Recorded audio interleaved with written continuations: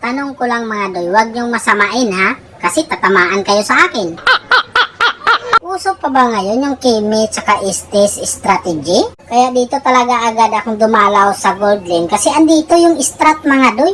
Kaya lang yung Estes nabigyan ko man kaagad. Naku po, bakit yung Bigsana nadamay sa strat na to? Pasensya ka na Bigsana, akala ko kasi si Kimi ka.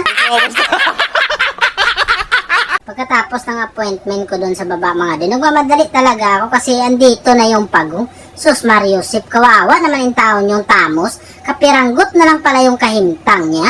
Tapos tumalon din yung gautot. Sus Mariusip, kagautot, bakit? Ano bang pinaglalaban mo?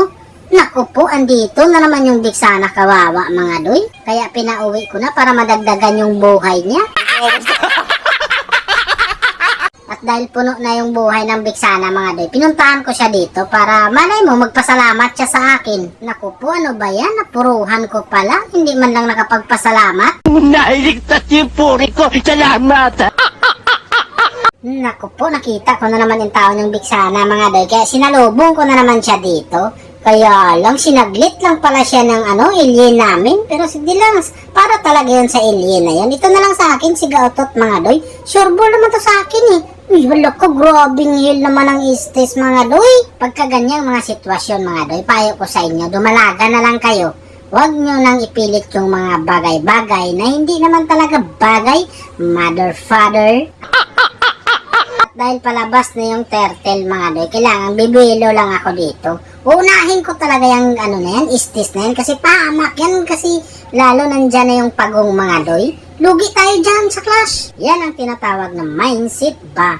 Mindset lagi ay makalagot. O diba, kita nyo naman siguro mga doy. Pero siyempre, hindi ko atakihin yung turtle na yan mga doy.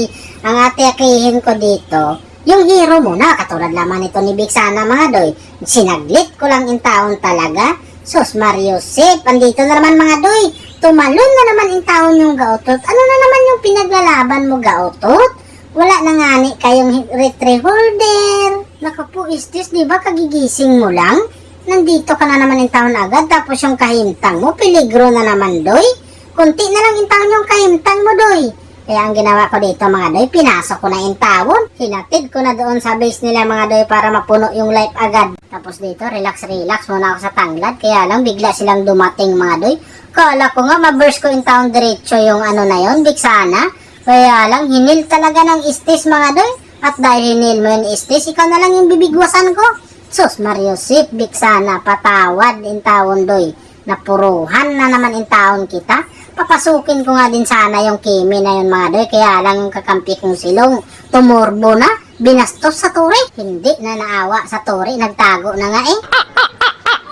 At ito na nga mga doy, nagsama na yung dalawang strat. Kaya ang ginawa ko dito, pinaulanan ko na ng kamao. Sus Mariusip, nabigla lang ako mga doy.